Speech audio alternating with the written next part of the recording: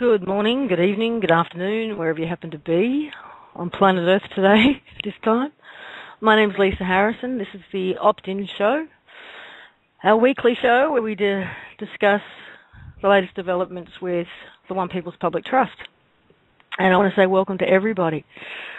Now, excuse me, I do have a bit of a cough, and it does sound like I grew an Adam's apple overnight, so if you're picturing me in 10-inch heels and sequins and far too much makeup, I understand why. I try to get through it, so bear with me. Firstly, a bit of housekeeping. If you want to be part of the chat, please go to freedomreigns.us and click on the chat link. There's plenty of room in there for everybody. There's no chat coming up on Blog Talk today. Now, before we bring in the rest of the crew, I've been asked by far too many people to please address what I'm referring to as the first wave of blowback that we're seeing. And I've got quite a few things to say about it. All are, which I want to preface, all are my opinion, because predominantly that's what I'm seeing is opinion. One of the things we talked about quite a bit last year during the show was, as the year was ramping up, as the energies were ramping up and changing, that nothing that was based in fraud, nothing that was a lie or a false flag was holding water for very long. And Coney was a great example. I think that lasted about a week before it came back and bit the powers that be, or were on the bum. We had the Batman shootings. I think that took about 48 hours to start turning around. And now we're 2 months into the One People's Public Trust being, in fact, public. And we're now just starting to see some resistance. And nothing that's been brought to my attention so far has been anything other than opinion. I haven't seen anybody rebut the filings. I haven't seen anybody offer anything other than very heated and passionate investment in a paradigm. And this is my observation.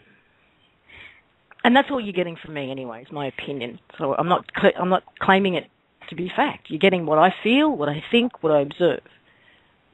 None of it's fact. I'm not a UCC lawyer or a legal expert.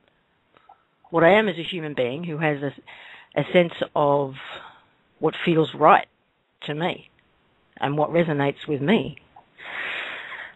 And what I'm seeing is people, for example, who are so invested in the fight against the system that they are fighting the end of the fight. Because where do you go from there? If their life has been the last 20 years of their life has been about trying to escape the system and fighting the system, what do you do when there's no fight left, if you're that invested? I'm seeing people who are invested in a particular meme, but this can't be true because the ETs are coming. This can't be true because the Agathans are going to come. This can't be true because of whatever, some saviour meme. I've even seen the One People's Public Trust be claimed as a saviour meme. And I don't get that one at all. To me, this fits the bill of we are the ones we've been waiting for. This was one of the people. Well, actually, it wasn't one of the people. There were many, many people involved in this process over the years on behalf of the rest of us who didn't have the knowledge, who didn't have the opportunities, who didn't have the wherewithal to do what the One People's Trust has done. And they could have just done it for themselves. But they didn't. They did it on behalf of us all. What else have I seen? I've seen people who are heavily invested in their solution to, their answer. And this can't be true because it's not mine. And, there's been some pretty interesting and entertaining radio shows of late. And for me, it's about energy. I've seen people that you would call energy suckers, energy vampires, and I compare that to the energy that I actually receive when I'm connecting with people from the One People's Public Trust, including Heather. I've never met an individual who can give energy to the extent that Heather does, ongoingly. What else have I noticed? I think that's about it. I think I've had my rant. My deep voiced rant for today. And somebody in the chat room asked a question here, Lisa. Mm-hmm. And this has been going on, and anybody who listened to that P-Farm interview where they were going on and on about, well, you use this word and use that word. Someone asked in the chat, can you please explain in detail why you use the word owner, custodian, and trustee? Before I even get into that, I want to address a couple things. Number one, as I said in the beginning of the P-Farm interview, none of these UCC filings are even necessary. When you understand that your first contract or your first bond is with the Creator, just as if you were to get married, even if by consent, as they kept trying to pound into my head, it's by consent, it's by consent. Even if by consent you got married to someone else without divorcing the first marriage, that contract is invalid. All other bonds are invalid. If you understood that completely and you could remember that first contract, you wouldn't need a UCC filing. It's just a tool to help you remember who you are. I've only spoken in reference to these documents as to the spiritual aspect of them. It is where I focus, because that's where I am looking at these documents. There is energy all over them, and I can speak to that.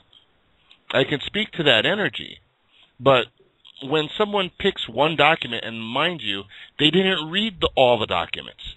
They picked one document and started picking it apart and saying there's this word there and there's this word here, when all of the documents are related together. Now I'm going to answer that question about those words, owner, custodian. You are the owner of your being. In other words, no one else has authority over your being, your essence, your consciousness.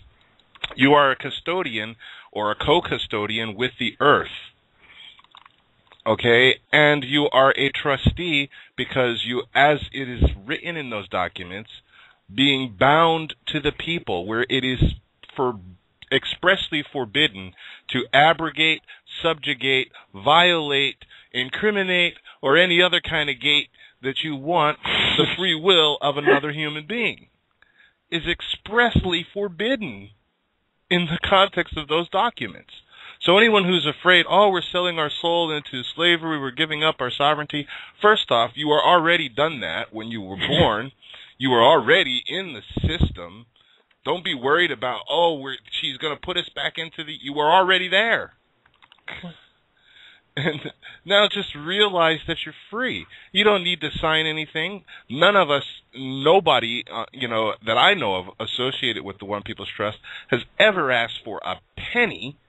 They never asked to sign any membership. There's nothing for you to fill out. All you got to say is, I'm one of the people.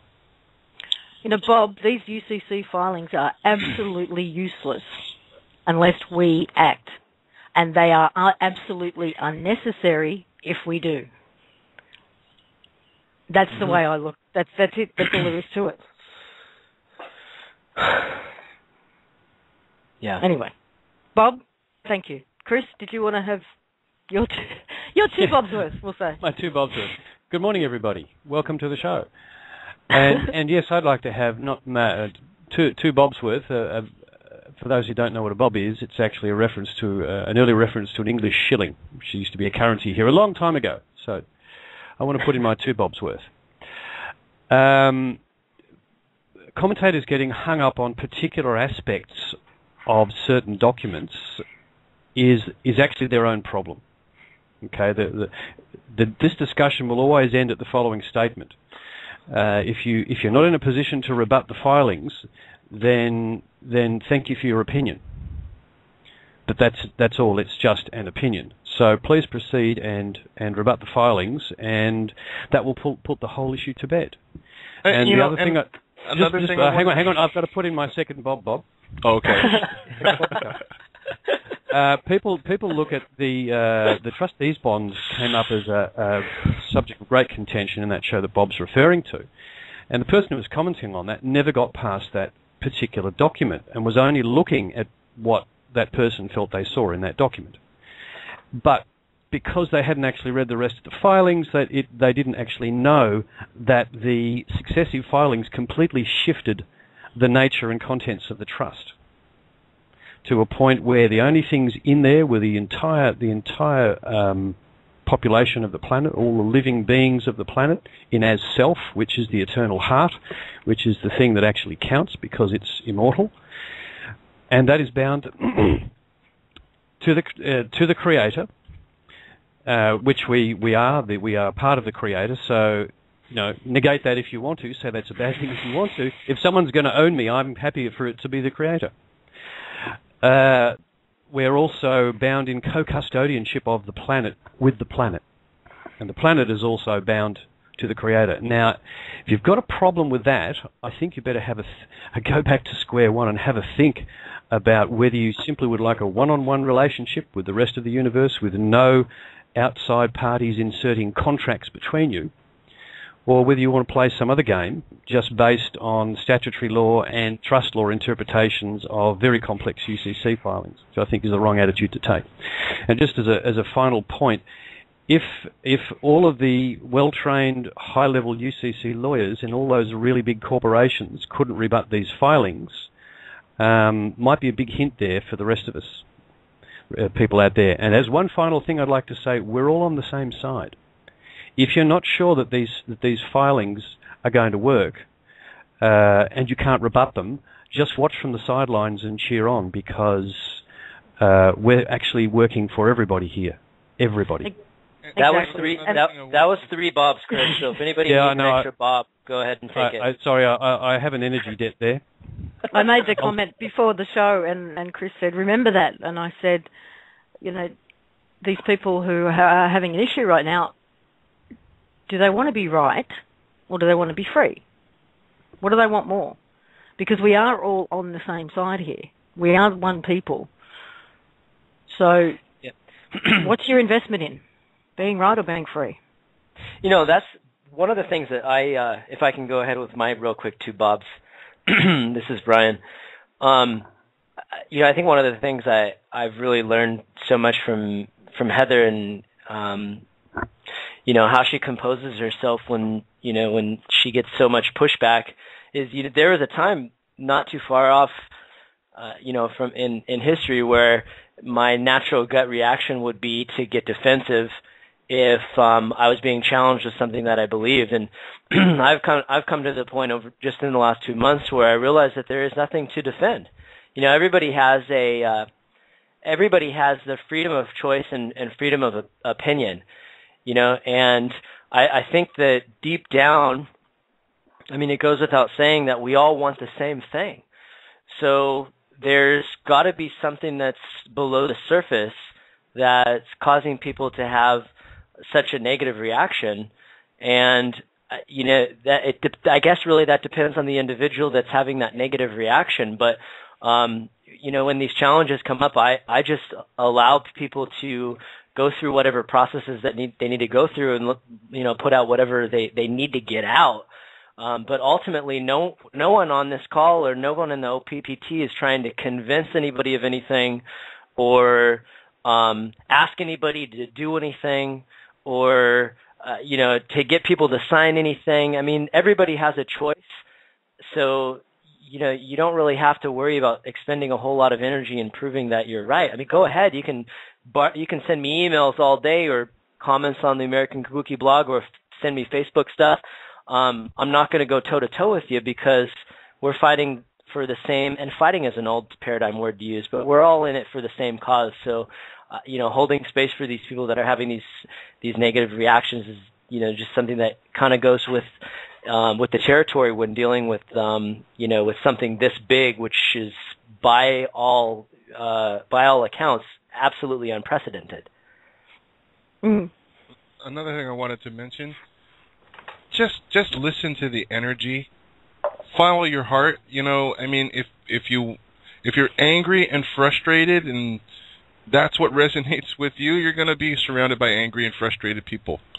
But we have pretty much a good time on all of our calls, and all of us, every single one of us, have our own problems. We have houses being foreclosed. We've got loans that are being, and I don't know a single one of us that are independently wealthy. So I do understand, and I'm not trying to be insensitive to people's issues, nor am I, advocating that you should do one thing or another, because if it hasn't become obvious to you yet, the powers that be are going to do whatever the fuck they want anyway.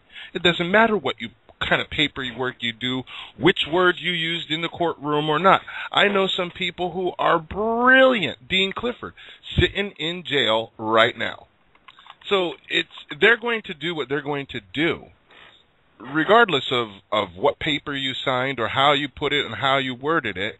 What you need to do is you need to appeal to their heart and remind them of their obligations. And as far as that is concerned, and stay in your own space. Because honestly, the only thing that's really being traded here is your energy. And when your energy is leaving you, that's when you feel fear. That's when you feel anger. That's when you feel frustration. I don't allow myself to go into those areas, and so I'm not going to, foray into that environment, because that's not where my power exists. Everyone has got to find what resonates with them and follow it. Be true to it. All right, I think we've given that enough attention. Don't you? I think we've given that enough energy. Absolutely. Okay, the big news really last week was the courtesy notice coming out, and was that only last week, or was it before that? I've got no sense of timing anymore. And a lot of you have used them. A lot of you have sent them off, and a lot of you also have a great deal of questions. So we're going to start by dealing with those initial questions and any confusion in regards to the courtesy notice. But having said that, there are two resources for you available on the optin.com website.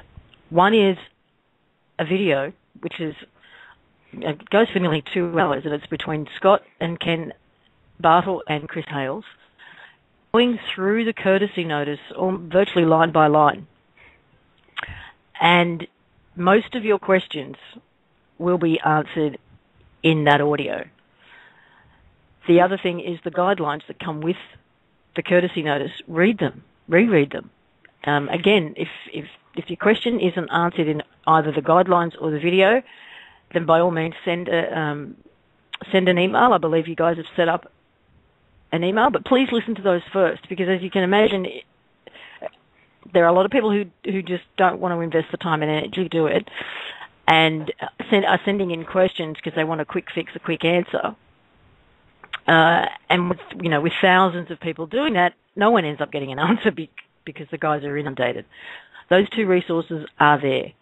But if you really do have a question that doesn't get answered by either of those, what's the email address? Chris or Ken or Scott?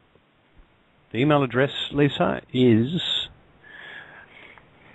it's pronounced Foropaq. It's FOROPAQ @gmail.com. That's FOROPAQ @gmail.com.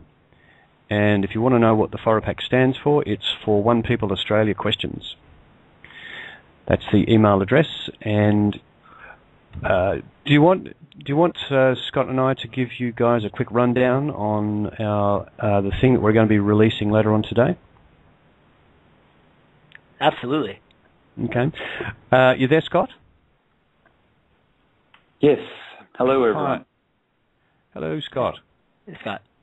Hey. What Scott and I have been doing the last couple of days is collating all of the inquiries we've had so far and we've done another audio tape, which will be going up on the site this afternoon, which goes through over 40 of them. And there's a little bit of repetition, but we're bringing out different things all the way through. Really worth listening to, because it's additive to the first tape we did, which discusses the courtesy notice, literally paragraph by paragraph, in quite some detail.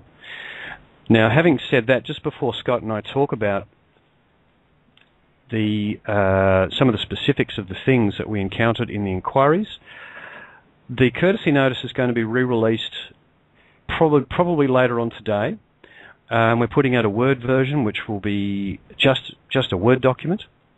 The PDF, because of the requirements for translation and people's desires to change prices and to actually handle the addressing a bit differently at the very start of the document, we had a talk with Heather. She was in favour of just putting out as a Word document and letting everyone stand on their own recognizance. But the understanding has to be this: the first 2 pages of the document, where the actual lawful and legal aspects of the courtesy notice are expressed, really need to be not touched. Don't change the spelling of words or any aspect of them other than formatting. If you want to, adjust font sizes and spacing, that's fine.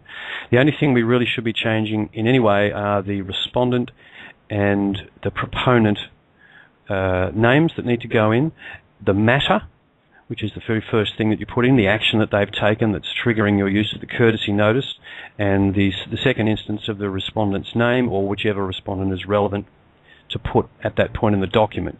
Reformat those so that whatever your particular matter is, it's expressed clearly, because clarity is more important. And as you go through that audio that we're putting up today, we'll give you all sorts of aspects to think about for when you're actually using the thing. So, Scott, the items that we ran across most often when we're going through all of the requests. Right. Well, yes, we had some very good questions. It was actually thought-provoking, and there was a couple of good little suggestions there as to what we can do in future little ideas, like the little social media signature or privacy statement. That was a good little one. Most of it was sort of an expansion on what we'd covered earlier. And if I can just touch on what you mentioned about changing that courtesy notice, one little litmus test, if you like, that might be worth running through is I've seen now a couple of variations of folk modifying that courtesy notice, and a couple of them were falling into the category of compelling action from another, as in, you have to do this, you have to release that, you have to stop doing this. And I'd suggest that falls back into your control over another. And what we're doing here is a courtesy. And there's no courtesy to be had when you're directing and commanding someone else. So if the modifications that you've made start demanding and commanding someone to do something, it's not really a courtesy anymore. The courtesy is to point them in the direction of these UCC filings, and that's the verbiage that we've used in those 2 pages. It's, please direct your attention to that and have a read. We're not saying you have to do this, you have to do that. Yes, we'd like them to cease and desist their actions, and should they not do that, and would they like to engage with you on a one-to-one basis as individuals, then here are my terms for doing that. Now, there's no compulsion in that. It's not you have to do this or you have to do that. So if I can just reiterate, the litmus test may be, anytime there's compulsion coming in of commanding someone to do something, I'd suggest scrunching that one up, throwing it in the trash bin and starting again. The other thing that needs to come across is, you're informing people that they're acting now within 100% full liability and responsibility But that goes both ways. You've got to remember that. So are you. You're 100% reliable and responsible for your own actions. So treat the recipient of this courtesy notice the way you would like to be treated. Yeah, it's definitely a two-way deal, and we get into that with a couple of examples in the audio we recorded last night. Yeah, there's actually a stance that you're taking that you need to understand, and that do you want to use the example, Scott, of there was one person who was concerned about what if they come and actually reclaim my car. Do you want to run through the principles behind that? Because that's a particularly important aspect of putting out terms and conditions.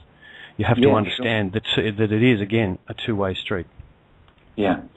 So essentially when you're offering these terms and conditions for someone to perform an action that becomes the acceptance of your terms and conditions, what you're doing at that very point is you're saying, I agree for you to perform this action in exchange for however many thousand ounces of silver.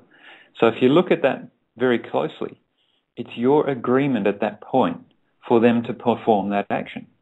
Now you're attaching a rather large price to that, which for most people will be the incentive, well actually no, I don't really want to do that. However, you, by offering those terms and conditions, you're actually agreeing to that action. So in the example of the car, by approaching this from the mindset of, I want to stop them from taking my car. Well, this is the free will part of the universe. So in offering those terms and conditions, what we're doing is we're saying, well, yes, you can come and take my car in exchange for 5,000, 10,000 ounces of silver. You set your price. And it's that price that puts the choice back on them. Do I really want to take this guy's car in exchange for 50,000 ounces of silver, which is quite a bit of value if you try and work those out. So it's about your attachment. Exactly. You know, let go of your attachment to the car or the house or whatever it is that they could come and claim. If you can let go of the attachment, then you'll be able to inject the right energy. Right energy, yeah. In my opinion, into this whole interchange. Yeah, yes. And Scott's experience is that people who do that get the result they're after. And if they put this document out there in a state of fear, their wishes are actually more likely to be carried out, or their fears, I should say, are more likely to be carried out because that's the energy they're putting out there.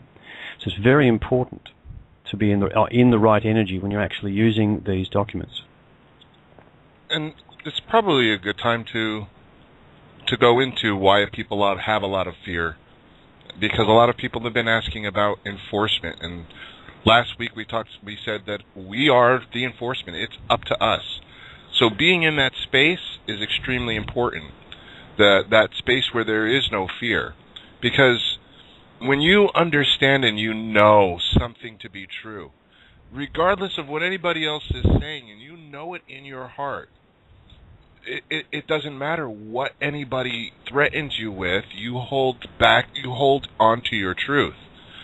And I wanted to point out to a particular item, and I don't have the document up, Chris. Maybe if you could read item 11 in the terms and conditions.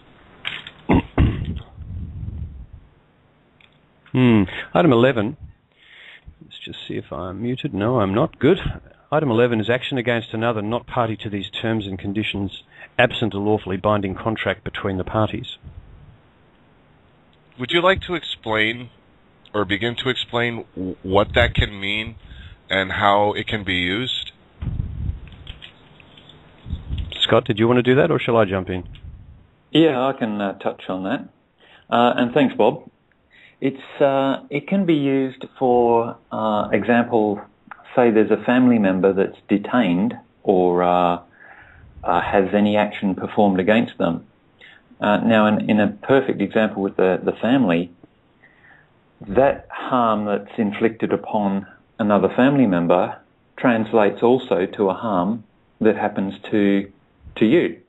If your partner is detained and can't pick up the kids from school, or is detained and isn't able to go to work and provide money that would pay for the rent or that sort of thing, it's an action, again, absent a lawfully binding contract, that inflicts harm that translates through to another person.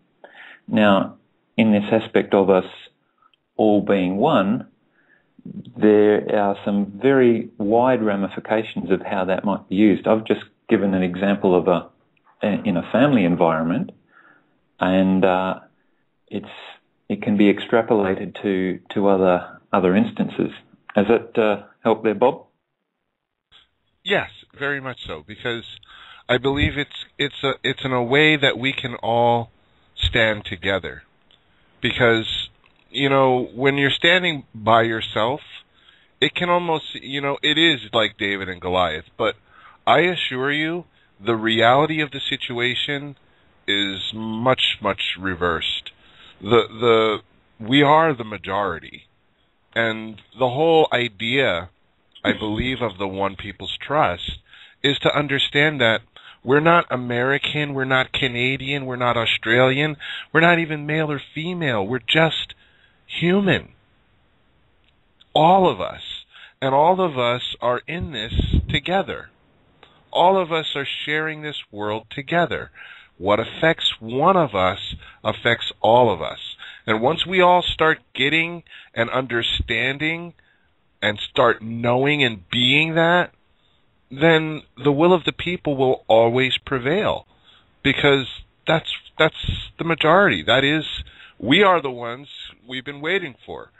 So, let's put this into practical use. Okay, Scott, we've been getting, well, at least I have, a lot of requests for support to various individuals that are in, like Dean Clifford that Bob mentioned earlier, Bill Brockbader. For people who are trying to support Dean or trying to support Bill, what could they do to use the courtesy notice? How would they have to change it, if at all, in order to come together as a group and use it to support one of these individuals? I mean, if 1,000, it only takes, let's come up with a figure, but let's say 1,000 people use a courtesy notice on one matter on behalf of one of the people, does the document need to change at all?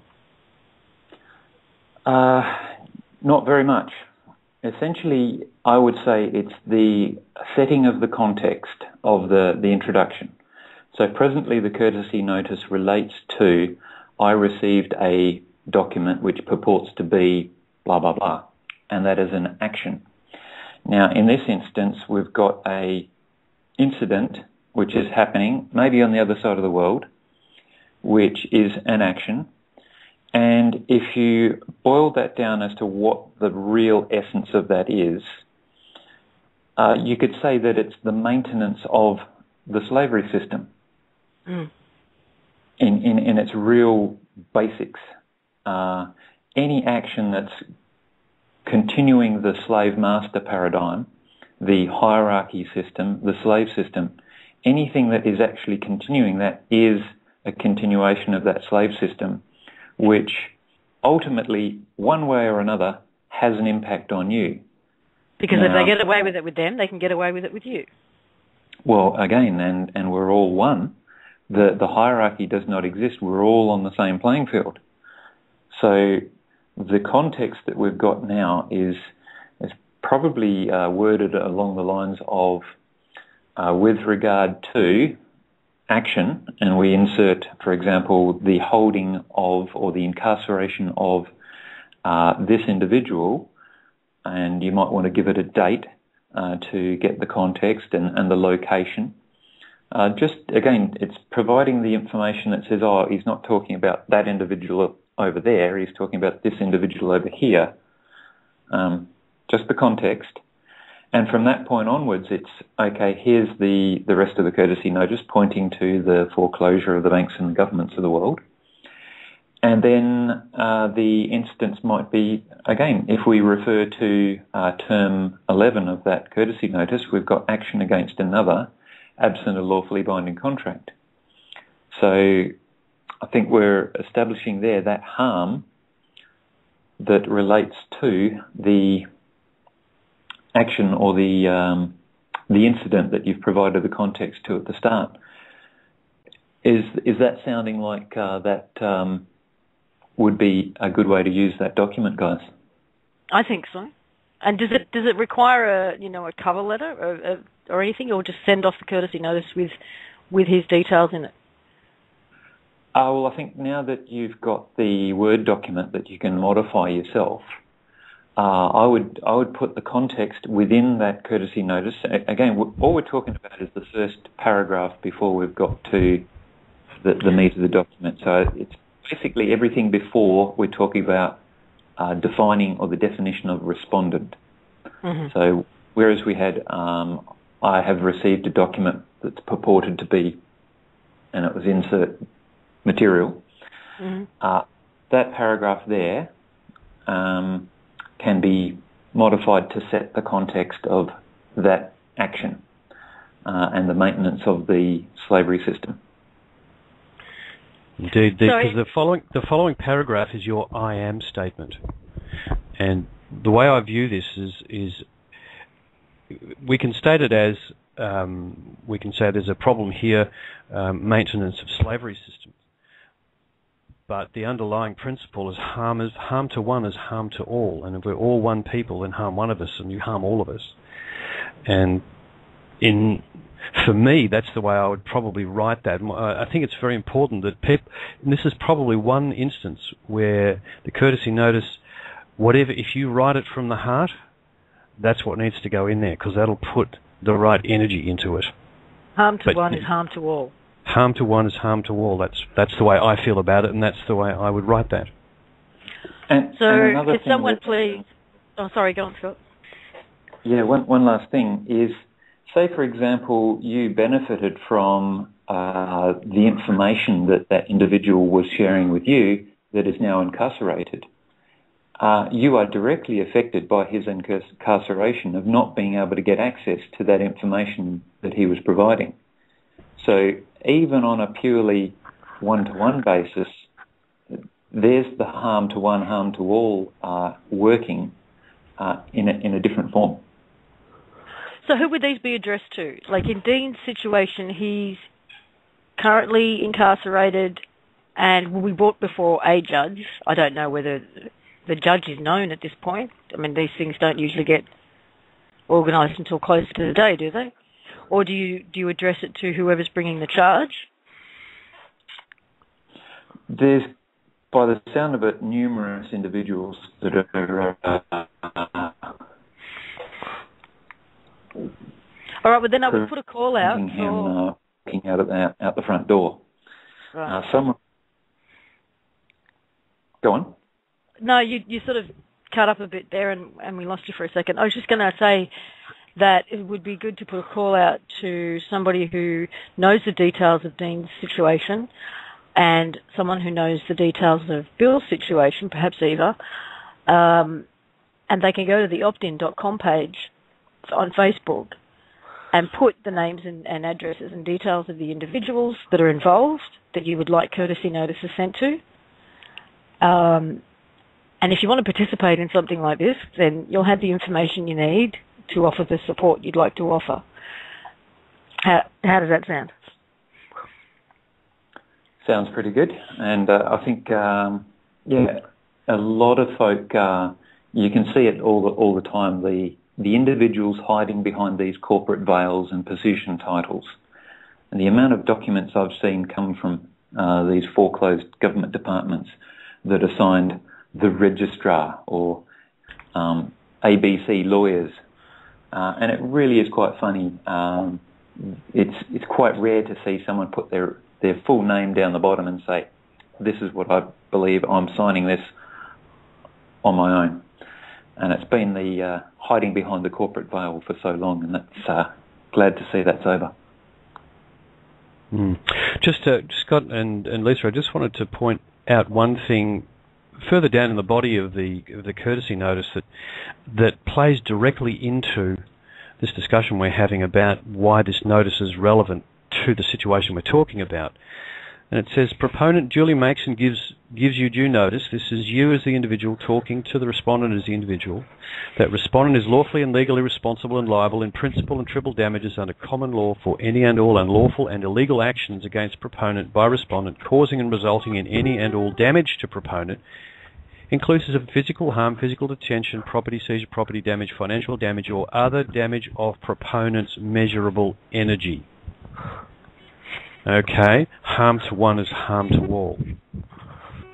If that affects you, if you're, if for instance, if you are distressed by the fact that Bill Brockbrader is in jail, that's damage to your proponent, to your measurable energy, is it not? So it really is a very, very applicable document for a situation like this. And I think writing it from the heart will have the effect that we're actually after. I think that, if I may interject a comment here. This is Seraph, by the way, everybody. Hello, folks. Hey, Seraph. Brahim.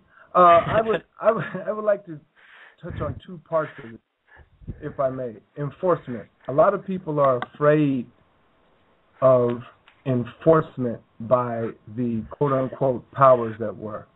I personally don't even like the term powers that were, and I'll speak on that in a second.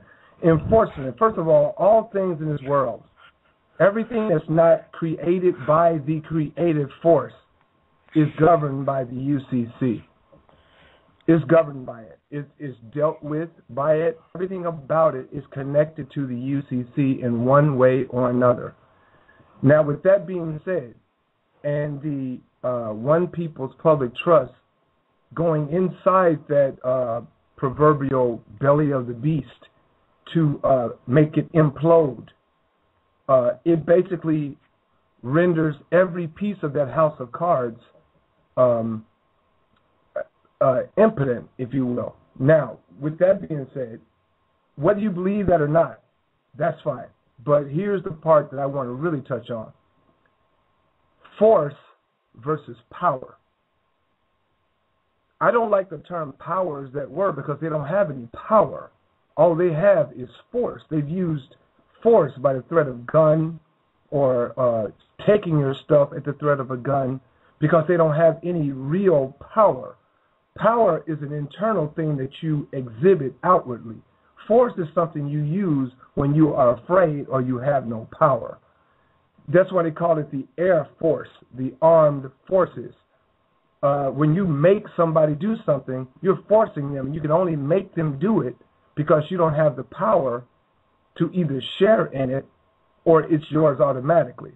So you have to force it. So I think that if you've never been in the back seat of a cop car because you fought a foreclosure by staying in your house, then you don't know what it feels like to have that fear go away because you're being forced to do something, and all of a sudden you feel your real power, and then the people who are oppressing you feel that power and let you go. You think it was a fluke, but that wasn't a fluke. It's because everything, when you take it back to prime source, is based in the power of our personal and internal and universal energy. That personal, internal, universal energy eliminates force coming upon you. And you can look at that from any perspective you want. You can go all the way, quote-unquote, New Agey, or you can go all the way to Southern Baptist Church down in Mississippi. It still comes to the same thing. Your power is in our oneness. And the force comes when you don't have a power. So you pull out a gun or you pull out a bat or whatever. I mean, that's my take on it. And I believe that the documents that we're doing now are merely for the sake of those who are in duress this moment. And it will either change your scenario based on your power behind it, or it will force them to be forceful with you because you're afraid or you're coming at them in a weird way. Every cop on the street, even the ones who you would call dirty cops, It's just a regular guy or a girl who's got a job to do because they're trying to make a payment. They're trying to make a mortgage. They're trying to pay for a car. They got some kids with braces, whatever. If you approach them like regular human beings, like they are you and you are them, and treat them the same way you would treat anybody who's lost and needs to know the directions to a particular place, then you'll move better. You'll move better down that trail. That's my two Bobs. I don't know if you make that one big Robert or I don't know what you call it. Yeah, one big Robert. Thanks, makes one Guru Bob. Okay, the call out for us to discuss CVACs is loud and clear in both chat rooms, Skype, all over the place. Yeah, is there anything else? Yeah, there is a couple other things, if we can go for just a couple more minutes. Okay. One of the things we ran across repeatedly was UCC is not applicable here and UCC is not applicable there. And we wanted to point you to an article that's been published this morning on a website called Wake Up World, which I'm hoping Lisa will be able to post in the chat, which discusses exactly how UCC law is filtered out from various key points around the planet via corporations. Don't forget our countries are corporations. It's distributed out through the corporate sphere at corporation level. You don't see it publicly in the legal systems in most countries because it's one of the secrets of the folk that were. Okay, that came up a number of times, and we've got some very clear information there about how the system actually works, which is quite an important thing to get your head around because you need to have confidence in the fact that it is real, because the rebuttals we're seeing or the attempted deflections we're seeing from some responses we've had back is simply that, oh, this can't be true, so you're being silly. Stop being silly. Or we're literally words to that effect. Really, indirect deflections, and some of it's going to come from the fact that the lawyers just don't know because they're not trained in it themselves and they've never looked at it. They just don't know what's actually going on. The other question we had was, which comes back to Bill Brockbrader's issue, is how do we find the names of people that have sent us pieces of paper just signed by, such and such lawyers or such and such a government department. Looking up names on websites, telephoning them and simply asking them the question, looking at previous documentation that might have a name. You will get back to a name sooner or later, and if you can't, you will be able to find the names of the senior officers, the chief executive officers, the chief financial officers in an organisation, and in the end, they're the de facto recipient of the notice that you need to send out. When we re-release the courtesy notice in the instructions, we're going to show a couple of different ways you could actually phrase that first paragraph where you're starting the duly verified declaration of facts and stating who the respondent is, both in the context that we already have, the context of in the event of, and we will, if possible, we'll include one which relates to the I am and harm to one is harm to all statement that we've been discussing about Bill, just to get people going. And I have to say, these aren't set in stone, provided you follow the general principles that we've got here of giving them a clear reference to the matter. You can actually phrase it in your own way. Just be very careful about how you do it. Make sure that you're mindful of the effect that you actually want to achieve. Anything else you wanted to mention, Scott, before we move on? No, I think that's pretty good. And by the sound of it, we've just lined up another session later on today to figure out those paragraphs. Yeah, I forgot to tell you about that last night. We had a couple of. There's always things jumping up that always slow down the work that we're doing behind the scenes, and it's just the nature of the beast at the moment. And look, as far as just a final comment about the way that the blowback is coming. I fully expected this to happen because the penetration of the information is reaching out into successive layers that are closer and closer and closer to mainstream thought. And we are going to get bogged down in trying to explain to 7 billion people how this actually came about and how it's going to work. And one of the conclusions I've come to in discussing this with people is it's the actual launching of at least one of the CVACs publicly that will simply put all of this discussion to rest, because it will be a real thing we can point at and say, look over there, that's what it is. That's my opinion, folks. So anything you wanted to add to the courtesy notice stuff at the moment, Scott? Only thing I'd say is we discussed briefly a rather important find of UCC filing, unrelated to what OPPT had done, which can be used to basically shoot down anyone who comes along and says, oh, UCC doesn't operate in my country, it doesn't apply here.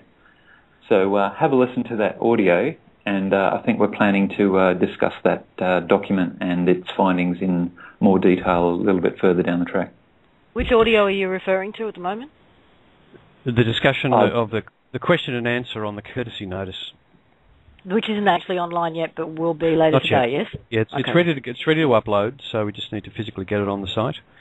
And that does include that discussion, and it is an extremely important document that we uncovered, not just for the fact that it existed, but doubly the actual content of this particular document is absolute evidence of exactly what they're doing behind the scenes to all of us. Mm. Okay, we do have a lot of people with their hands up, and we do have a lot of requests to get to the CVAC discussion. So at the moment, we've also been joined by Thomas Hughes. Thomas, you there? I am. Can you hear me? Yeah, I can. Is there anything you wanted to add to the discussion at this point? Yes, I just wanted to add a very basic thing to this discussion. Back in June of last year, I was on a show where something very similar was being discussed. And the guest on the show that I joined was having a difficult time answering a question. And so I asked her, to save her from trying to fumble for words, I asked her if I could take a stab at it, and she said, sure.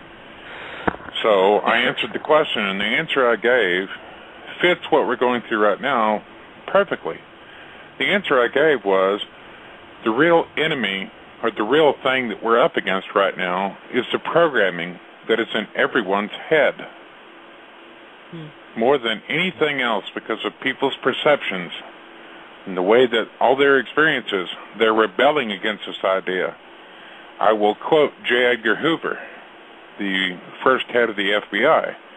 J. Edgar Hoover was quoted and said this: when something is so big that it boggles the mind of the average human being, they will not believe it. End quote. And that's all I wanted to add at this point. Thanks, Thomas. Okay, I'm going to just see if these people actually have a question. They do have their hands up, so I'm going to bring one out now, which is area code 336. Area code 336, did you have a question or a comment? Yes. Can you hear me? Yes. Yes, I can. Hello. Hey, this is Randy. I just want to express great gratitude for what you guys are doing here. I appreciate it. And I understand that there's a second courtesy notice that was going to be coming out for situations that we already exist in. Is that true? I believe there was talk of that, yes. Yes, Randy. Thank you for reminding me of that. As I alluded to a minute ago, there's an awful lot happening behind the scenes. I will take that up with Heather and see where she's at with that. I'm aware that she has changed her focus to preparing the documentation required for CVAC release, so it may just have fallen off her list of things to do. But thank you for the reminder. Thank you. I appreciate it. Thank you. I'm just going to mute your mic again, but stay tuned. And we have area code 971. Yeah, this is Kip. Can you hear me? Yes, we can, Kip. Based on last week's show, I made a courtesy call to my credit union, and I ended up talking to the Vice President of Finance, who said that because they are a nonprofit organization, they don't fall into the same bucket as big banking. I was wondering if anyone had any comments about that. Just ensure that they're not underwritten by any of the big banks. I mean, there are credit unions out there that are completely independent, and they literally do only operate on members' funds. That is true. There are some out there like that. However, that doesn't mean they don't operate under the same banking practices. Right. My concern is that I've walked away from all of my finances except for my truck, which I live in, and I'm concerned that a repossession would leave me completely homeless, or home rich, as I like to say, because wherever I am, that's my home. So I am negotiating with them, but I just, I had it kind of pricked my conscience a little bit because the vice president of finance said that they are nonprofit. Everything they have goes back into the credit union for the members, and I felt like that was something I kind of wanted to support. So I found myself wavering a little bit. Yeah, in fact, I totally empathise with where you're coming from there. But as Lisa said, just if you can, check who the underwriters are. That should actually be in their annual report, which a lot of the times is on their website, but you can generally get one by just asking for it if you're in a branch. Okay. And just see who they're connected to. Okay. Their practices on charging interest on loans may well be the same, but if they can prove to you that they loan you real money, and Heather gave us some clear indications of that, and you'll find a reference on releasing this American Kabuki. Thank you, Lisa. That Heather actually gave us. Yeah, that's a key thing. If you can go to them and say, "Hey, look, I understand this, but if you can do these things for me, then I'll be convinced that you are actually loaning real value and not just creating debt out of thin air." Okay. And so there's another conversation you'll have to have with them, and they'll need to show you some provenance. They'll need to show you that these funds really exist, where they came from, and the fact that they took funds from one account and put them into another. They didn't just type some numbers in there and create it out of nothing. So right. if you can have that second conversation and report back to us, that would be a useful bit of information for everybody who's listening to these calls. Great. I know one of the differences in the way they operate is that they can cross-connect their loans where a traditional bank can't. So when I stopped paying my credit card with them, they said, well, then we're going to repossess your vehicle. And they ended up rolling, I think I owed $6,000 on my truck, and it turned into owing $17,000 on my truck. And according to the rules that they operate by, that was legal for them to do that. So I just thought I'd throw that out there because it's unusual. Can I ask, what's your name again, sir? It's Kip. Kip, this is Sarah. Look, Kip, let me ask you a question. Yeah. And this will break it down for you real simple, brother. When you think about what's going on with you and that so-called credit union, does that feel good? Well, it didn't up to the point where they insisted that they're a nonprofit and that they don't engage in the banking practices of the large banks. I didn't have a chance to call this guy back. I actually called today, and he's out of the office until the 4th of next month. But I was going to ask questions like, do they do fractional banking? No, but see, let me 1 second, Kip. Sure. What you're doing now is you're giving me fiction. I'm asking you something that's real, and that is when they tell you your truck loan is no longer $7,000, but it's now $14 or whatever. Did that make you feel good, like they were on your side? No, in fact, I reacted out of fear and went ahead and agreed to it. Right. So that means that they're using force because they don't have any power. Let me tell you something about credit unions. Just like anything else, if they're telling you they loaned you money, they're connected to the banking industry. And nobody, I don't care who you are, you don't get to do this without the express permission of the fiction known as the banking industry. You may make it sound better, but it's still right. the same. It's still the same game. So if you don't feel good about it, if you don't feel good about how they helped you, if it feels like they're hurting you, then they're not doing what they should be doing. And that individual who's telling you that he's accentuating the fraud, which means he's doing a disservice to you, which in turn his choice is doing a disservice to himself. Help that brother out as soon as possible. Yeah, I appreciate that. There's a way. Okay. Sorry. Everyone's talking at once. Yep. There's a way online. You can check the routing number of your credit union, and you can find out which Federal Reserve bank it's tied to. Okay.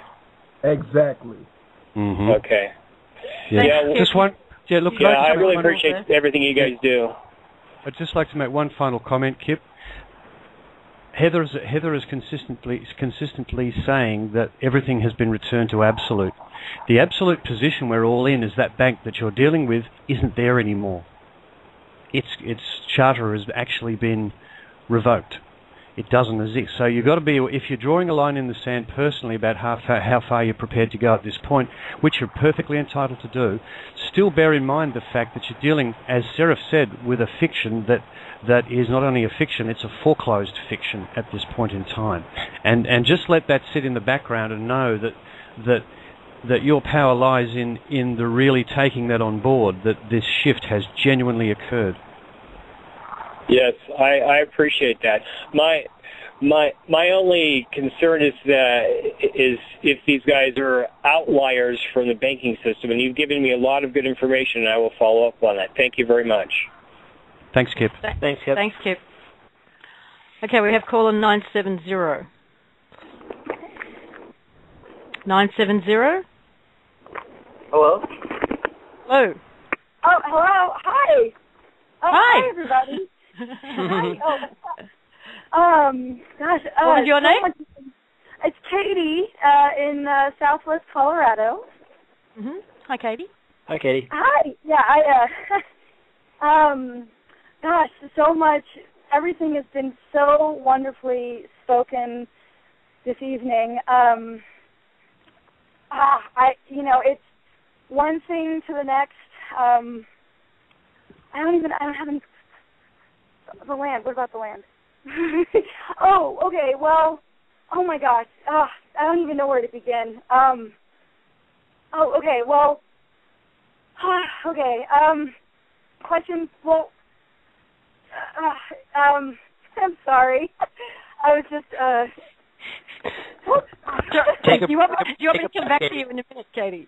I need to stop. Take a deep breath. I was trying to be pull over. Okay. Oh my gosh, so many questions. Okay, well, I really. Might have to come back to you, Katie. Yeah, that's fine. Yeah, that's great. I love you guys. Thank you so much for all that you're doing. Katie, get a pen and paper if you've got one handy. Write a couple of things down, and I'll come back to you in a few minutes. Okay, thank you. Okay, no problem. Back in the Baptist church, we would have said Katie got caught up in the spirit. She didn't know what to do. She was just... Okay, area code 817. Yes, hello? Yes, hello. Hi. Your name, please? I am Emmanuel. Emmanuel. Yes. Emmanuel from Texas. Hey, Emmanuel. Hello. First of all, I want to say thank you. Greatly appreciate all that you do. Getting this out, putting yourselves out there, and really believing in something takes a lot of courage. So thank you for what you're doing. I wanted to see if you guys had any information about any concrete information that's about CVACs that are coming out, or any updates. I can tell you one thing, and that is that the paperwork in order to activate and bond yourself to a CVAC is in the process of being formatted as we speak. And we hope to have it up on the website by the end of the week. Awesome. Yeah, and that, just to be specific, that's for people who want to act as public servants within one of those CVAC branches. Okay, there's specific roles, and they're absolute service roles. You're actually bonded in under your full personal liability to serve, and the contracts are in 3-month increments. Okay, that as far as, I mean, the thing that's on everyone's mind is when will the button get pressed? When will they come online? I personally won't even venture any form of date. My personal feeling is that it's imminent, but unless we can get Heather and get a definitive opinion, a definitive expression from her, that's about all the information I have at the moment on when it might happen. Does anyone else on the panel have any feel for that? Well, is there any word on Heather? Is she available? Can we get her on? No, it doesn't look like it. She seems to be offline. Okay, yes. We'll keep trying for the rest of the show to see if we can pull her in and ask her that pivotal question. So really, I mean, I know that there's been a huge call for us to discuss the CVACs. That is really the extent of the update we have, is that the paperwork that you would fill in as a contract to bond yourself as a true public servant is being formed as we speak this week. So once those are available, you'll have an opportunity to participate in activating the CVAC for your area, if that's what you wish to do. Okay, awesome. Thank you very much. Yep. Okay. And the message there, Lisa, really for people all around the world, because I'm pretty sure this is starting to penetrate all around the world, is that in every area that was nominally previously called a country, that there has been a branch reserved for that area, and if you or a group of you are keen on serving and kicking off the whole process, and it's going to be a pretty interesting ride, folks, I would be emailing the trustees now with an expression of interest. Their email addresses are on the website, and they'll be fully expecting people to start to contact them, and we encourage you to do so. In the end, it's a matter of signing one document to be involved, and as I said, they are 3-month rolling contracts in a succession of 4 before it's completely reviewed, which can be renewed. Can be renewed 3 times after the initial signing. It can be made permanent at some point if everybody's happy with the arrangement. And the reason for that, in case you're wondering, is to allow us to actually try on the pair of socks, and if they don't fit, get some other socks. That's what it's going to be all about. We have to be able to shape these branches very quickly, and we have to get them all working together very quickly, and that's the best way to do it. So as long as everyone knows what they're stepping into, then and if you're excited about it, I'd be emailing the trustees and putting a hand up. But I'd suggest you contact others that you think might be interested first, so that you can all get on the same page. Unfortunately, we lost Katie. I was looking forward to getting back to her and finding out what she was so excited about. But so Katie, she knew Sheriff was on the line. Okay, I'll go to the next one, which is area code 765. Oh, hang on. Area code 765. Hello? Yes. My name is Karen. Hey, Karen, how are you? Good. Hey, I'm calling from Indiana. And my question is if we sent the courtesy notices to the federal IRS, the state, and county, would it have any effect on the Social Security and the Medicare taxes? You're asking if you sent your courtesy notice to the IRS, would you stop receiving a benefit? Right. Would that jeopardize anybody that if we quit paying taxes, would that jeopardize anybody that was collecting Social Security at this moment and Medicare? Would that jeopardize them? Somebody in America is going to have to answer that because I don't know how your system works. And Bob? But by sending you sent a notice to the IRS, you're saying? Right. And, to the federal. And is that going to affect your medical benefits or your Medicare or Social Security? No, because actually they're two separate entities. If you have an IRS, I mean they're all tied together. So, but they operate as two separate entities. So if you're talking about the Internal Revenue Service, if you have a tax issue or something like that, that's not related to your Medicare or your benefits that you're getting from Social Security. Okay, what I'm stating is if everybody in the United States quit paying the federal IRS taxes, the federal taxes, and state taxes and county taxes, would it jeopardize them if they didn't start receiving any of that income? Would they mess with the Social Security and people that collect, the old people that collect Social Security and Medicare? Can I speak on that, please? If you wish. What's your name again? I'm sorry, ma'am. Karen. Tara. I love your name. Okay. Tara, let's start. Karen. Okay, sorry. Karen. Let's start here. Federal income taxes. I know this is going to be hard to grasp if you've never heard it before. But federal income taxes don't go towards paying anything that you quote unquote enjoy as a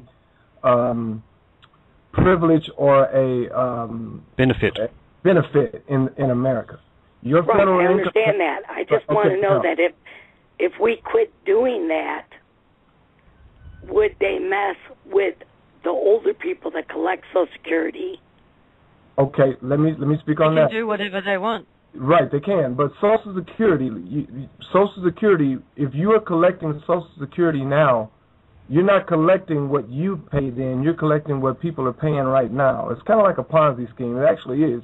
It actually gives Ponzi a bad name. But what I will say is this: from all the information I've received from Heather personally, when the CVACs are implemented and the system is in full swing, the last thing that's going to be your concern is whether or not you're going to get a piddly check from Social Security, because that's just their way of kind of keeping you pacified for the moment, because they're expecting you to die long ago. So with all of that being said, I need you to first take a big deep breath and realize that you're going to be okay, because I firmly believe that the forces that were have no power, and because they have no power, they cannot influence you negatively or positively at this particular moment. If you pay attention to government right now, they're in a holding pattern. They're calling it sequestering. But they're in a holding pattern. They can't do anything. They don't have the money to do anything that they would want to do. So in essence, your Social Security is already done from their perspective. That's already done. So what we're trying to do now is show you that you have a lot more power than you actually believe you do, simply because you be. Now, if you just stand in your place of being, believe me, it's going to be okay. I can't give you any specifics. I'm just going on what I feel. And that in and of itself, coupled with all the specifics that you've heard today, and if you've been paying attention to anything with respect to the OPPT up until this point, those specifics are there, but you have to know them for yourself. I can't make you know them. Okay. This is one of the things, Karen, that the activation of the CVACs and why it's so important that they do get activated, to relieve people from that that desperation, to relieve people from that need to, how am I going to pay, so that you could have a little bit of breathing room, because you'll have an account that you can access that you could actually purchase and do the things that you need. I understand all that, because I'm looking at a perspective that I don't collect Social Security, but I'm talking about elders that I live with that don't have an understanding of this, and try to get them to understand this when it happens. Do you understand what I'm saying? I understand what you're saying. My personal feeling is that we're going to see the CVAX online, and we're going to see people's needs met before the other happens, before Social Security stops. No, am I unmuted still? That's where my concern is, because I have to explain to quite a few people what's happening, and there's a lot of people out there that are very religious, very within their beliefs, to get them to understand that it's going to be okay. Karen, if I can address this with you, my name's Thomas, by the way. I'm on disability pay, so I receive a monthly check from Social Security on disability pay, and I can tell you it's not going to be interrupted. A lot of people last year, and what was it? It was May of last year. Obama said that we may not be able to send out Social Security checks, and of course, everybody was telling me in a fear state that we're not going to get our Social Security checks. Well, I went and looked it up, and he said he may not be able to, but they were running with it as we won't get our checks the next month. I could tell you everybody did. Yes, everybody did, and I could tell you something else. Is many audits that there has been done of Social Security, there is between $900 million and $1.1 billion surplus in Social Security. Everybody's going to get their check until the CVAX come out. So whatever fear porn they try to throw at you about that, just tell them it's not going to work. Just like this whole thing with gun control is not working, because they don't have the manpower to even try and enforce that. Right. I understand completely. I just want to make sure. Nothing's going to be this is going to be a very smooth transition. That's why everything is going slow, and there's a lot of us that wish it would hurry up, but we're still stuck here doing it slow because it's called baby steps, and you don't throw the... Thomas, I don't know if it's going slow. I think if we're going at a kind of breakneck speed. I think we're going pretty good here, to be honest with you. I mean, sometimes I'm jumping out of my skin because I just can't wait. Well, I'm with you on that. I understand. Good. I just got a couple people around me that can get very anxious very fast. Well, yes, they do tend to do that. Yeah, Karen, just baby steps. When you're a little bit older and that's what you depend on. Yeah, Karen, baby steps with those people too. It's a really big logical leap we're asking people to make. Okay. Yes. Also, one of the things that came up in one of the calls last week was that the powers that were, the forces that were, are now working off script.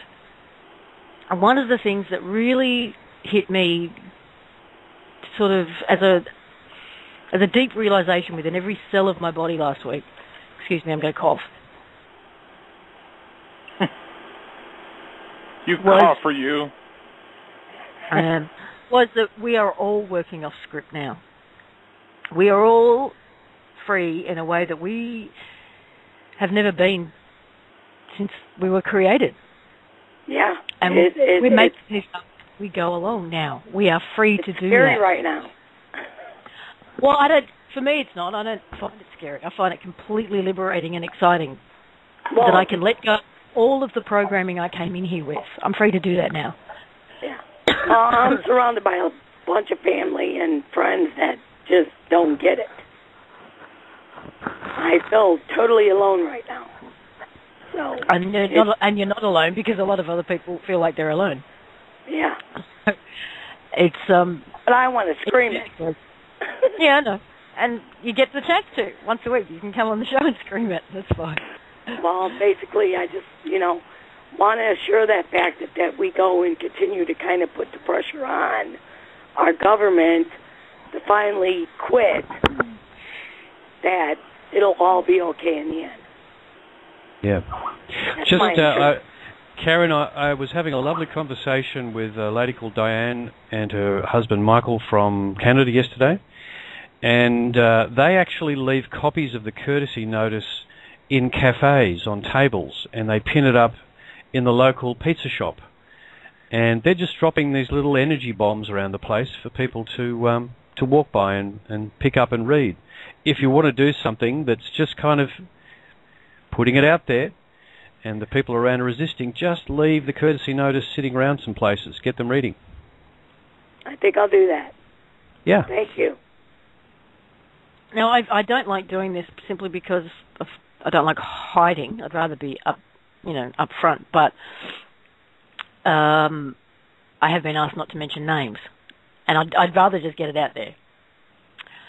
There is a retired lawyer who spoke out last night privately, and someone who doesn't have an agenda or isn't heavily invested, who has looked into the UCC, and his comment was, this absolutely has legs. The only thing that would stop it is if the people don't get off their ass. Exactly. All right? That was his comment. I get it. So it is up to us. We are the ones we've been waiting for. This is what we've been saying over and over again. So thank you, Karen, for your Do you have anybody that's connected in Indiana that I could, correspond with? Because I feel totally alone here. You could. Can you hear me? Yeah. You can announce, if you want to announce an email address, if you're brave enough to put your email out there. If there's somebody in Indiana, they can email you and you can get contact that way. Okay. You could also start a meetup online. Okay. Go to meetup.com and start a meetup for your local area and see in Indiana. So if anybody listening is in Indiana, go to meetup.com and see if there's any local meetup groups. They're springing up they're springing up all over the place. Okay, thanks. Love you guys. Thank you. Too. Okay, bye. Okay. We still have a lot of people with their hands up, and the overall chat seems to be more information on CVAX, but that really is the only update we've got at this point, is that the paperwork to bring these things online is not far away. It's days away. So just hang in there. And I'm going to bring out caller 281, area code 281. Yes, I'm here. Thank you. I'm Rose from Texas. And hey, Rose. Hi, everyone, and thank you again for all you do. I spoke to a friend of mine today, and she said there is an international tribunal world court which follows UCC laws only for crimes against humanity. The international court can file crime charges against all nations for committing fraud against all free sovereign citizens against the world by ignoring foreclosures by OPPT. This goes for governments, media, or corporations and can be completed by citizens' arrest of the media management teams, etc., so we can get the news out to the public. All the powers that are working through fraud and criminal intent to the UCC. This can be done in the now, and we can stop this madness of the time-consuming stuff of the old ways, and then we can continue our new era, our new world. Can you give us a link to where people can find that information? There was something put out today. Actually, I think it was on the OPPT website. If we follow what happened today on the news for what happened to the Pope, the Queen, and so on. That was from the International World Court. Mm-hmm. I can the research ITCCS, is that the one? Correct. Yes. And we can actually file through there, and instead of us going, these little steps, we'll just explode it. Okay. Thank you very much. Thank you. Yellow Rose of Texas, as was said. Area code 818. Hello. Area code. Yes. Hi. How are you guys? We're very well. And what's your name? Awesome. My name is Cody. I'm so excited to speak to all of you guys. I send you all love, light, and blessings. You're all incredible beings. Love to be attached to you. Thank you. Thank you. Okay, I have a couple of questions. They're real quick, but then at the end I just need a little bit of explanation, okay? If you guys could help me out. Where is the invoice, like the PDF for the invoice? Thank you for reminding me. Sorry, what was your name again? My name is Cody. Cody? I'm from How do you do, Hollywood, Cody? California. Hi, how are you? Very good. You had a big party there yesterday, I gather. Yeah. Now, look, I forgot, it was on my list of things to announce before. We're actually issuing a Word document with a sample invoice in it. And so it won't be a PDF. It'll be fully editable, just to give you a starting point. And the point to make about it is that it's entirely up to you to select and insert the correct term and condition for the item for the action that you're invoicing against. Otherwise, it's just an editable Word document, as you would expect, and that will be going up with the update. Okay. And then how are they intending on enforcing the invoice? Like, the CEO gets it and he's going to say to me, well, I'm not going to give you any silver. You're going to need to just pay your bill and so, and how am I going to make him do it? How would I enforce that?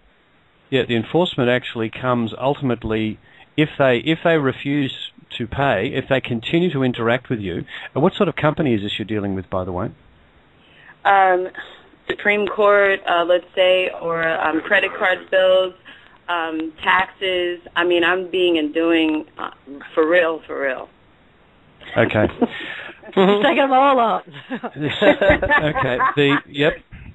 Yep. The enforcement comes from you standing in your space and saying, you've been foreclosed. I told you that I didn't want to deal with you anymore, yet you keep contacting me, so here's your invoice. And remember, at all times, you're dealing with the person that's issued you the piece of paper and anyone else in the hierarchy that instruct that person to act in that manner towards you. This is a deflection of a one-on-one situation, so it's always the person you've got to keep addressing. I'd encourage people not to even think of it in terms of, I'm going for the courts or I'm going for the credit card unions. It's the person. And you need to speak, if you're speaking to them physically, you need to say, I'm talking to you. I'm not talking to you as a company person. Okay, that's very important to remember that.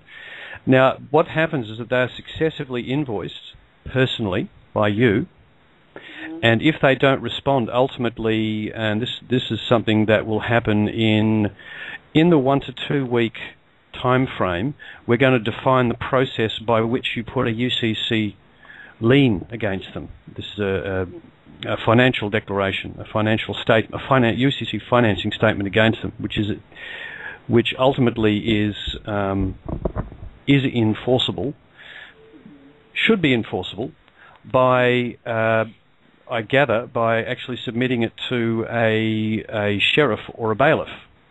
Now, the problem here is, will they cooperate? And if they don't, then they're actually in breach of their own duties as well.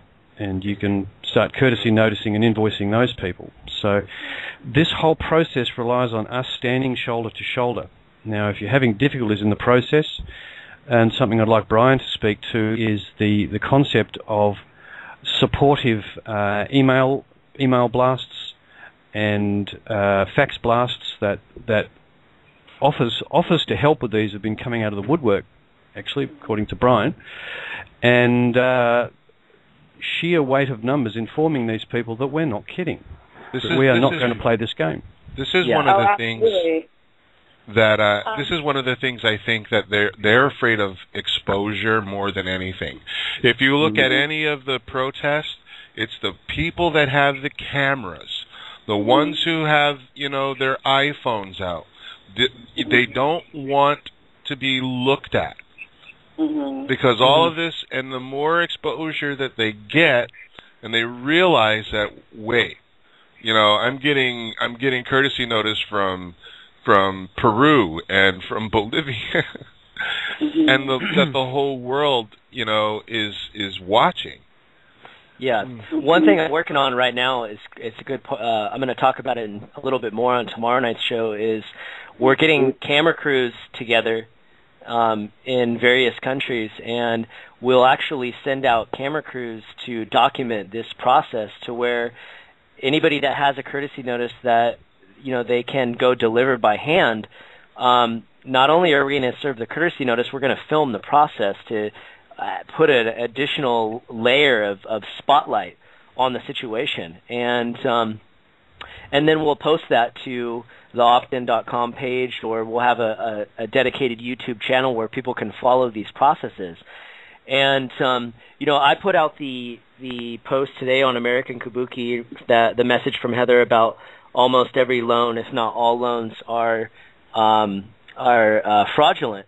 And I mean, this particular post got more hits on it so far today than the conviction of the Pope.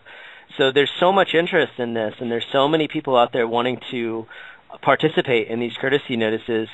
And the more of us there are, like Bob just said, the more powerful it becomes, because if all of a sudden you take 50,000 people, as just as an example, pie in the sky number, and everybody decides to put this in or send it in on the same day, and we'll put together a flash mob for tomorrow that I'm already working on. You have a situation where it's like it causes an excuse my language, moment for whatever agency these are being submitted to, where they don't have a choice now. Now that information goes up the ladder so fast. All the people that are the ones that are being served these notices, they're all made aware at the same time, and the whole thing implodes on itself. So tomorrow, just Chris, to based on what you just said, yeah, absolutely. What we can do is we'll put together fax numbers and emails, and we'll see what we can do to help Bill Brockbrader. But the power in this is it does come from us, the people, and the more of us there are, the more they have to pay attention and they have to respond. Well, absolutely. I was also dealing with the credit cards, and I was trying to find a name of a person to send the courtesy notice to, and I got a huge amount of pushback. In fact, when I kept asking, well, you have my name, you have my address, you have my social security number, you have my mother's maiden name, why can't I have your full name? And they're like, they've sent it to collections. Escalations department. And so I'm like, wow, so I'm a threat to you because I want to know your name. You know my name, and I'm dealing with you directly as a person to person. And I was dealing with the eternal heart. I was being calm. I was being loving and very, very patient. And it just didn't matter. So I was like, this probably is what really freaked him out. Amazing. Well, what was your name? What was your name? Cody. Cody. Okay, Cody. I'm sorry to interrupt, but I had the same. I sent my courtesy notice in today for my auto note with Chase, and I had a conversation with the guy. I called, and he said, we just had the standard. Okay, hey, my payment's only a couple days late right now, and I'm most likely gonna pay it because right now, really, my biggest objective right now is to get the courtesy notice in his hands and see how he responds to it. So when I was having a conversation with him, I already knew him by first name and I knew his extension. And I said, I have some information that I need to send you that could bring resolution to this matter very quickly. He wanted to hear that. So I'm going to send it to you individually, and you can pass the information along. And I asked him for his last name, and he said he put me on hold for like 3 minutes. And then he came back, and he said, well, here's my employee number. I said, well, no, I appreciate that, but I need your last name. I'm going to address this to you, and then, you can decide what to do with it, and we'll just go from there, very casual. And I was being extremely nice, and he's like, okay, and he passed it along, and, I dropped everything in the mail, and I sent it to him today, and now just kind of waiting to see what happens. But you kind of hit the nail on the head. If you are nice, like that's definitely the way you want to go, because if you are throwing negative energy at these people, first of all, they don't deserve that. They're just doing their job. Right. Exactly. And B, the less likely they are going to be to give you any information that's going to help you out. So anybody that's listening to the call that's trying to do this, the way that you approach these people is a big part of the is a big part of the strategy. They want to deal with somebody that's treating them with respect. Well, it's something very metaphysical about this whole event, because even when I did my UCC filing early on, there was something metaphysical that I felt happened. I felt liberated somehow. And so I didn't realize that the feeling inside me would just be like rushing like that. And so now I'm doing this from a point of view of setting my intention and how I want this to be resolved in a loving, peaceful way. And some people are responding and some people aren't. And when they don't, the answers do come in another way. So I understand that the universe is going to still open the door for this to come to fruition to free me and so that I can realize that I am free more and more every single day. Because it's definitely a realization process that you go through because we've been enslaved for so long.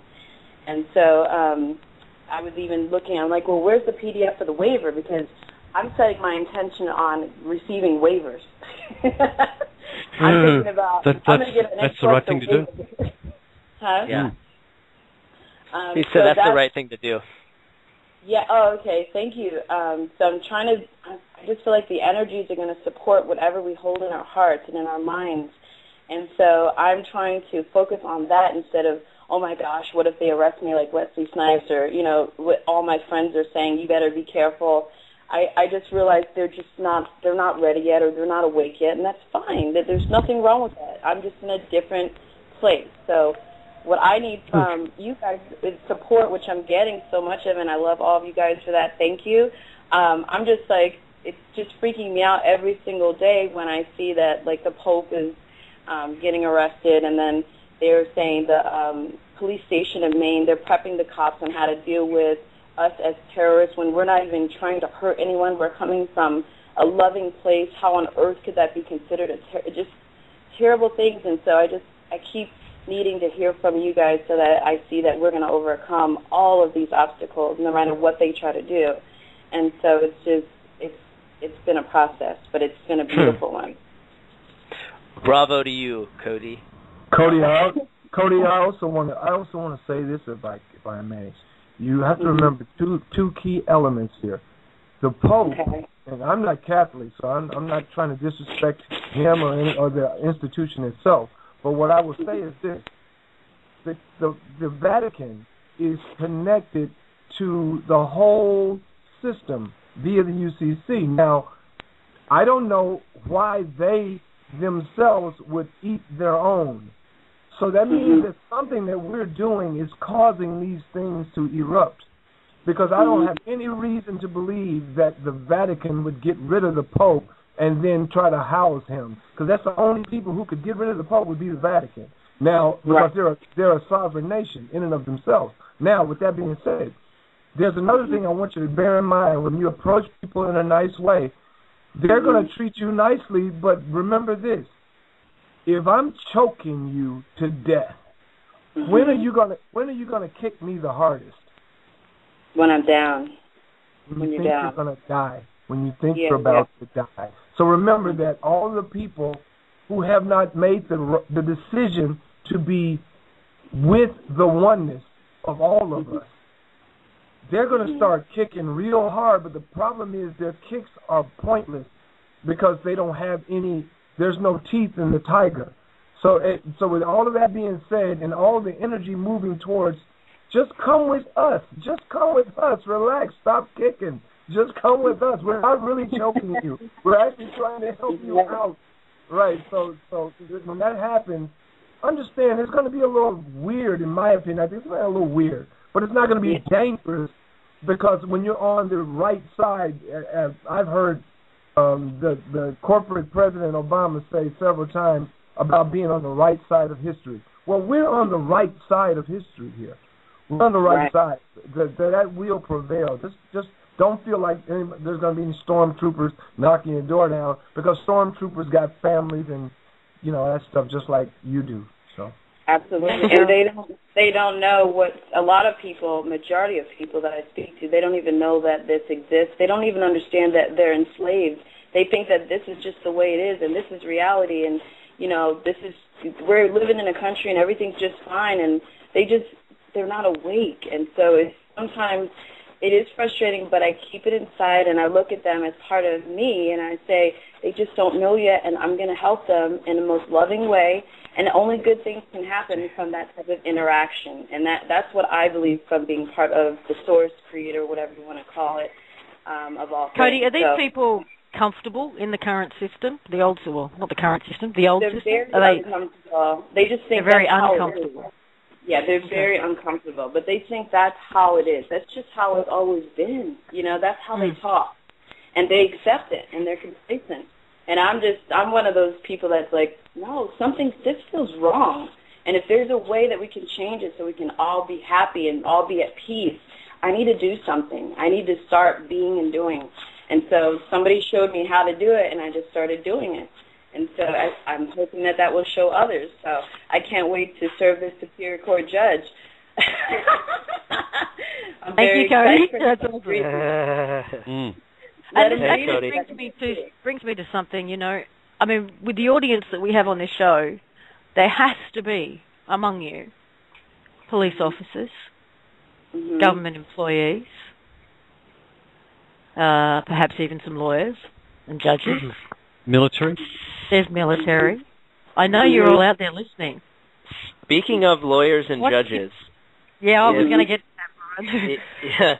Speaking of lawyers and judges, if there are any lawyers and judges that are, or retired lawyers and judges that are listening to this call that have an interest in helping to support this movement, to establish some additional, not that we need any more credibility, but to establish some perspectives from having a law background, please send me an email to peoplespublictrust@gmail.com. We'll get that out of the way right now. peoplespublictrust@gmail. And I just have one more question. I don't want to take up all of it. I know I want other people to get into it. I don't want to be selfish, but it does feel amazing to talk to you guys. Oh, my goodness. But is there a PDF for the waiver? And also, can you explain a little bit how the silver converts to dollars and just that whole part of the invoice? Because I don't quite understand that part. Those are my last two questions. Okay.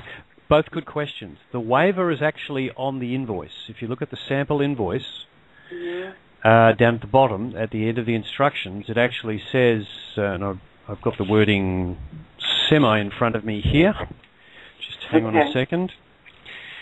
It actually says, waiver and grace. If within 14 calendar days of recorded receipt of this invoice, respondent is able to provide a sufficient verified response with an actual proof of claim of a binding contract because you've actually stated that is acceptable previously, or provide irrevocable written withdrawal of action itemised above causing this invoice to be issued. In other words, they write to you and say, we are no longer interested in pursuing this matter. And then you don't send them the invoice. This invoice will be waived, no payment is required. Any invoices issued prior remain payable. And then there's payment terms. That's the waiver. Okay, so it's actually on. That's actually it's their get out of jail free card. They can withdraw from that, and whether you choose to pursue the previous invoices or not, because the objective here is to have them fall silent. And if they do give you that waiver, then they've actually done as you wish. Okay, and what was your second question? The silver and how it's converted to dollars. The silver. Yeah, the silver originally. What Scott was attempting to do was to have a way of stating the value in each of the items and the terms of conditions in precious metals only. The actual numbers on the current version that you're looking at are actually silver 1 ounce silver coins. Okay, but they are minted with a value of $1 usually by mints, even though they're actually worth say $37, $40. So what he's really saying is 2,000 silver coins minted as $1 coins, which is, it's actually that's actually $80,000 worth. But what we've decided to do is just to put it down there in numbers of silver coins. Now, if you want to put fiat currency, that's up to you. You can have pounds, lira, whatever you like there. Our recommendation is silver because don't forget all of these banks are foreclosed. their money is actually not really worth anything. Metal is actually, it always has a value, and that's the decision you guys can make.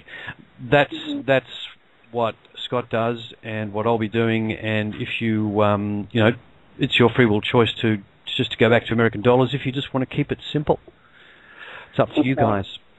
Okay. Thanks for the questions. Thank you so much. Love, light, and blessings to all of you. Heather, love and kisses, and let's keep it going. Thanks, Cody. Thank you, Cody. Another thing I wanted to mention for everyone who's listening, if any of you who are out there who have been following along and have really got their head around the documents and have some creative ideas, because one of the obligations, getting a lot of air back. Somebody's got sounds like in a vacuum or something. It actually looks like it's coming from the BTR line itself. Oh, okay. If any of you have any creative ideas, because one of the things that we as the people are charged with is actually repossessing and enforcing and, reestablishing. We're building this as we go along. And all of us, if you've got some creative ideas on how we can proceed, and you understand your responsibility and reliability, we stay within those guidelines under that structure, please write in. Well, I would like to throw something in, if I may, that may be beneficial for everyone to know. And I'm giving it to you, Lisa, and I will also, I can't put it in the chat, so you have to do it. This is a Supreme Court decision from 1796, and there is no expiration date on the Supreme Court decisions. But it's Cruden versus Neal, 2 NC 1796, 2 SE 70. Every man is independent of all laws except those prescribed by nature. He is not bound by any institutions formed by his fellow men without his consent. It's already in writing, folks. Everything we're talking about is a moot point because that is already on the books and has been for over 200 years. Thank you, Thomas. Got it. Awesome. Cool.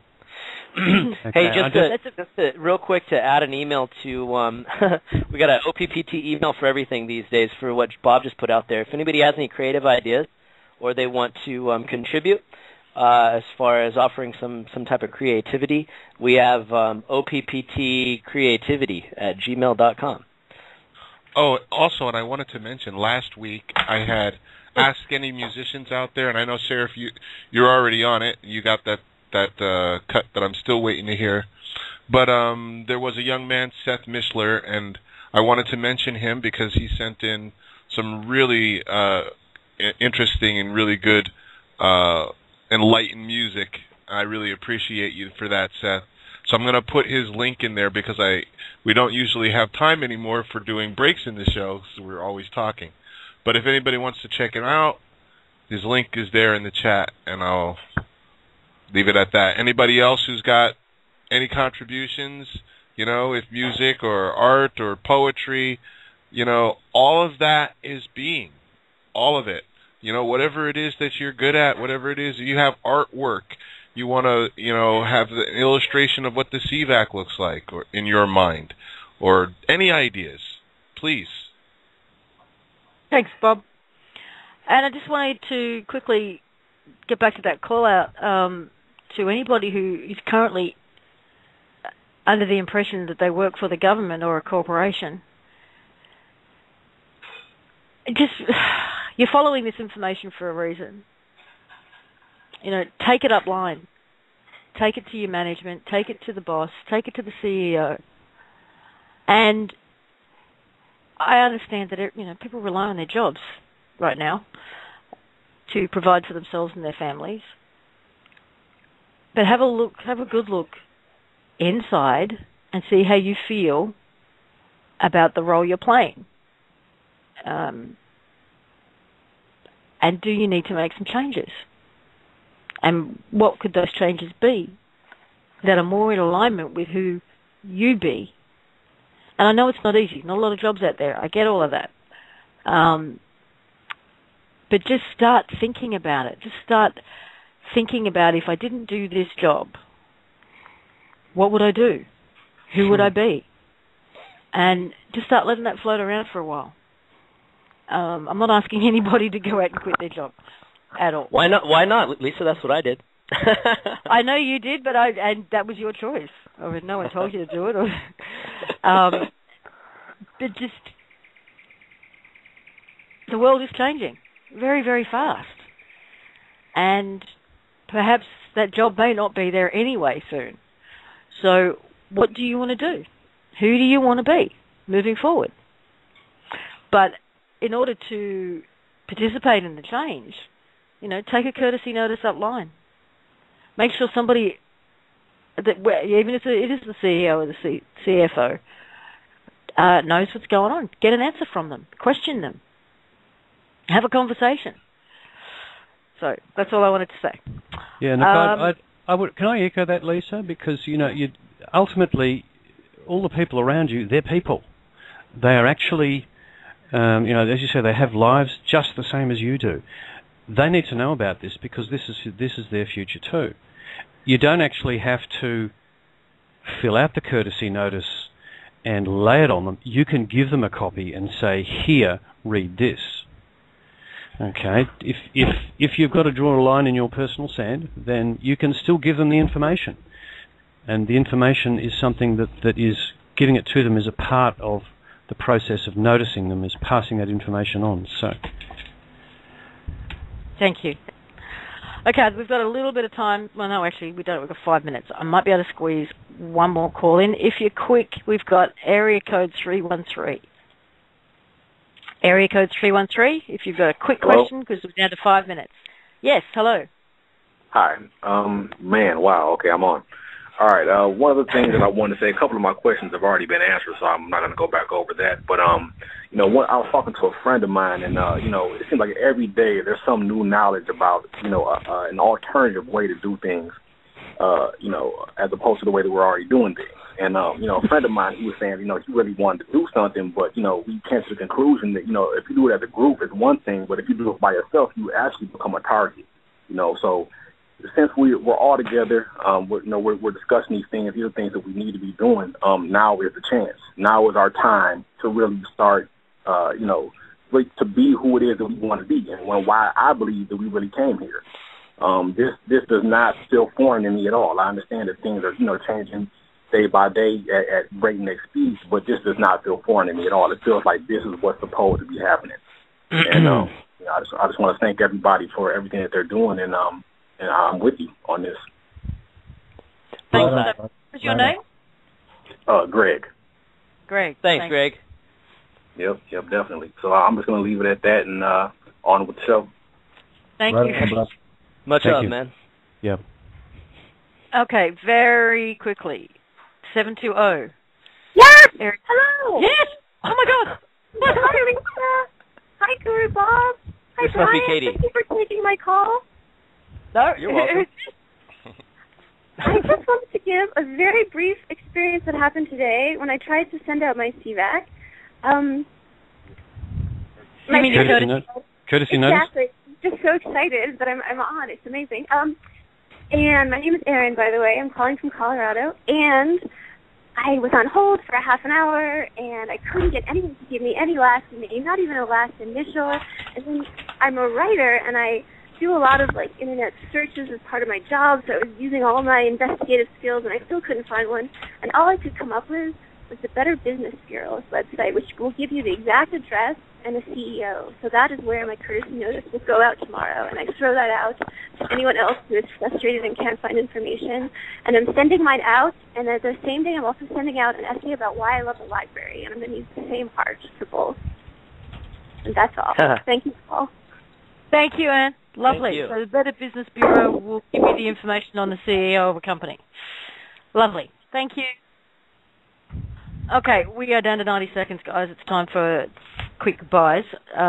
Brian, did you have any other announcements before we go? I think I was muted. There I am. No, so OPPTcreativity@gmail.com if you want to get involved in the fun, you got some ideas, or peoplespublictrust@gmail.com if you're a lawyer, judge, retired lawyer, or retired judge, or if you have want to get any of us on the radio, peoplespublictrust@gmail.com, and we'll have some fun things to do for tomorrow's Collective Imagination show. So I love you all. Thank you so much for listening. What a wild ride, and we'll look forward to talking to everybody on tomorrow night. Lovely. Thank you. Chris? Whoa, hang in there, folks. We're standing shoulder to shoulder on this, and we're going forward as fast as we can. So patience with the process and with each other, and the destination is a hell of a destination. Just reminding you of the email address for questions on the courtesy notice is FOROPAQ, FOROPAQ @gmail.com. Lovely. Bob? Thank you, everyone. Keep doing what you're doing. Keep being who you're being. Okay, guys. Thank you so much. Please join us tomorrow for the Collective Imagination show, also at Blog Talk, midday in Australia, in Sydney time, 8 p.m. Pacific in the US, and we'll see you then. We've got a nice day planned tomorrow. That's all I'm saying. So thank you again for tuning in. I hope we got, I'm sorry we can get to everybody, but there's just too many. And have a wonderful day, evening, afternoon, morning, whatever it is for you. And we'll see you tomorrow. Bye for now. Bye.